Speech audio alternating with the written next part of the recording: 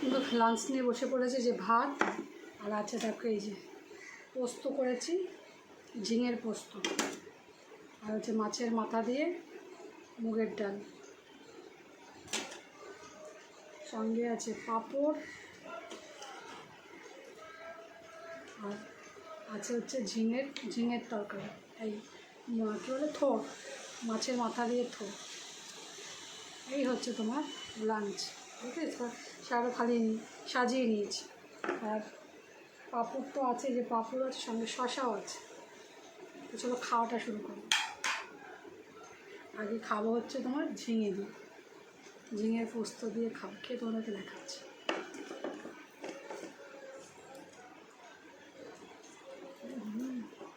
দারুণ হয়েছে।